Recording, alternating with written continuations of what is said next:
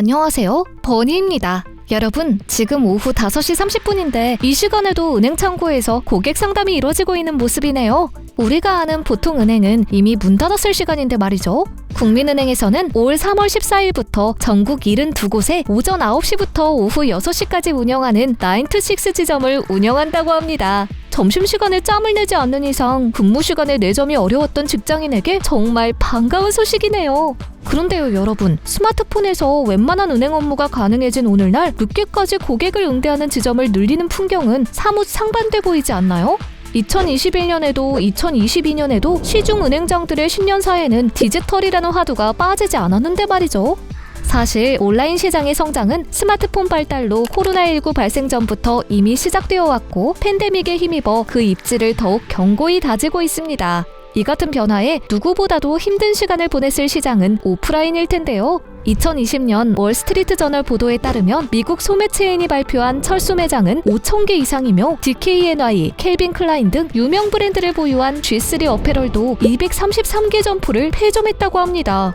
오랜 전통을 자랑하던 유명 백화점이나 패션 브랜드가 매장을 접는다는 소식을 보면 오프라인의 위기감이 더욱 실감이 나네요. 이런 상황 속에 최근 은행권에서는 운영 시간을 늘리는 지점을 확대한다거나 쇼핑몰에 입장하기 위해 콘서트 관람하러 입장하듯 줄을 선 진 풍경이 연출되었다는 소식까지 온라인이 시장을 장악할 거라는 예측과 정반대의 행보가 나타나고 있는데 이게 도대체 어떻게 된 건지? 기지개를 켜려 하는 오프라인 시장, 어디로 가고 있는 건지, 앞으로 가야 할 길에 대한 단서는 어디에 숨겨져 있는지 오늘도 저 버니와 함께 차근차근 알아보시죠. 와, 여기가 공원인가요? 쇼핑몰인가요? 입장하기 위해 여의도 한복판에 긴 줄을 늘어섰다던 더 현대서울 내부인데요. 내리쬐는 햇살 아래 나무 사이를 그늘 삼아 수다 떠는 사람들의 모습은 마치 공원을 그대로 실내에 가져다 놓은 듯한 풍경입니다. 도심 속 자연이라는 말이 딱 들어맞네요.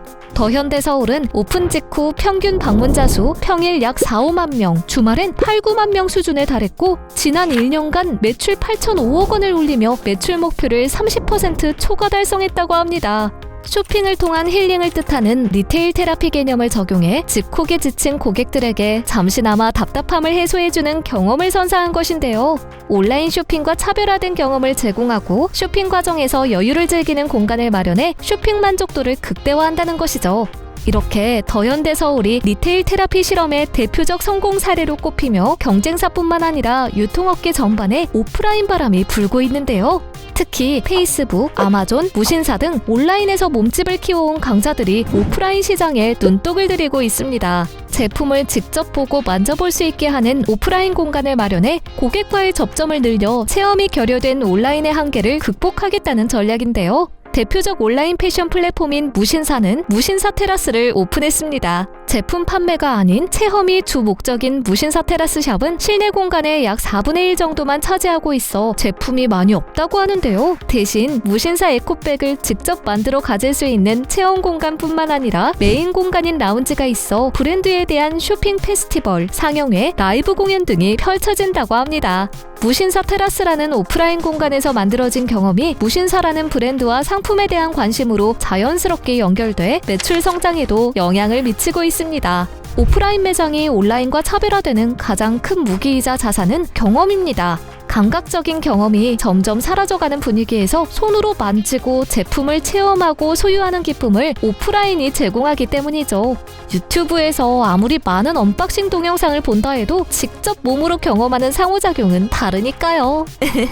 그런데요 여러분, 사실 마음에 드는 상품을 찾으려면 넓고 복작복작한 매장을 돌아다니지 않아도 온라인 플랫폼에서는 클릭 몇 번이면 물건 살 수 있잖아요. 온라인 속 알고리즘이 평소에 내가 관심 있어 하는 제품을 추천해주고 결제 또한 클릭, 지문인식 등으로 편리하게 해결되죠.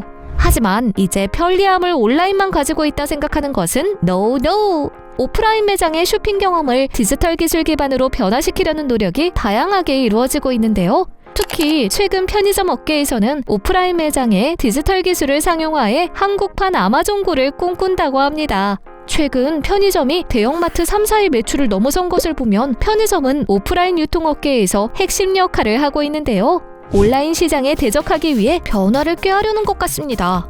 먼저 이마트24는 편의점 업계에서 가장 먼저 차세대 디지털 기술을 접목시켰는데요. 아마존고의 저스트 워크아웃 기술을 구현해 한국판 아마존고를 실현했다는 평가를 받고 있습니다.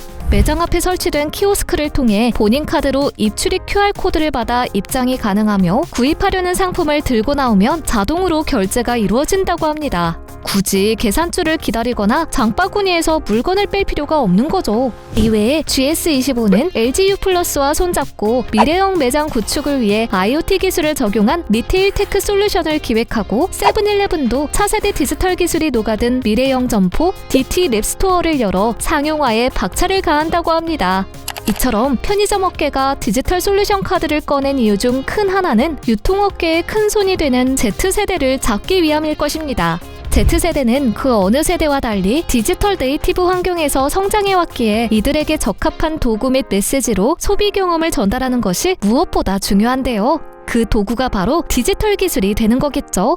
여러분, 이쯤에서 오프라인 유통의 핵심인 편의점 업계가 단순히 소비자들에게 편리함과 새로운 경험을 선사하기 위해 막대한 기술 유지비를 투입해 혁신을 시도하는 것일까요? 고객에게 특별한 경험만을 선사하려는 건 아닐 것입니다.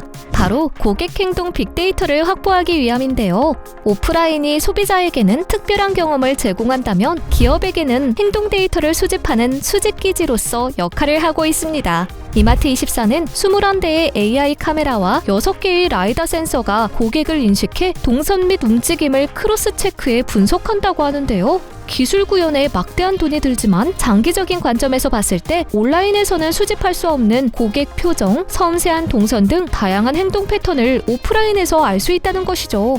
오프라인이 살아야 온라인 살고, 온라인이 살아야 오프라인이 산다는 말처럼 온오프라인 시너지 효과를 가져오는 옴니채널 시대가 열린 것입니다. 옴니채널은 오프라인과 온라인 채널 각각의 장점을 결합해 소비자가 어디서든 다양한 경로를 통해 제품을 구매할 수 있는 서비스를 제공하는 것인데요. 온라인에서 주문한 고객이 오프라인 매장에서 제품을 픽업하기도 하고, 오프라인에서 다양한 체험을 한 후 온라인에서 주문을 하기도 하는 거죠. 작년 말 시장에서는 글로벌 유통업계 두 공룡인 아마존과 월마트가 각자의 영역을 지키며 상대의 영역을 넘본다는 흥미로운 기사가 전해졌는데요. 새롭게 떠오른 온라인의 강자 아마존이 등장하면서 고전을 면치 못했던 월마트는 자신들이 구축해놓은 오프라인 유통망을 기반으로 온라인을 확장해가는 옴니채널 전략을 꾀한다고 합니다. 미국 전통적인 오프라인 유통기업 월마트는 촘촘한 공급망을 갖춘 장점을 살려 2015년부터 옴니채널 전략의 하나로 클릭 앤 컬렉트를 추진하는데요. 온라인으로 주문한 제품을 직원이 매장에 방문한 고객의 차량에 실어주는 드라이브스루 방식으로 배송 비용을 절감하면서 온라인의 장점도 누리고 고객 유인 효과도 거두고 있습니다. 이에 월마트는 2022 실적 발표에서 순이익이 35억 6천만 달러로 집계돼 전년 동기 20억 9천만 달러 손실에서 흑자로 돌아섰다고 합니다. 아마존이 리테일 파기자로 군림하면서 유통업계에선 아마존이 하지 못하는 일을 해야 한다는 WACD란 말이 나왔는데, 글로벌 컨설팅 업체 MBK 리테일의 내털리 버그는 월마트가 이 전략을 제대로 구사했다고 했습니다. 우리는 스마트폰 하나로 정말 많은 것을 할 수 있습니다. 필름 걱정 없이 수천 장의 사진을 찍을 수 있고, 노래도 언제 어디서든 들을 수 있죠.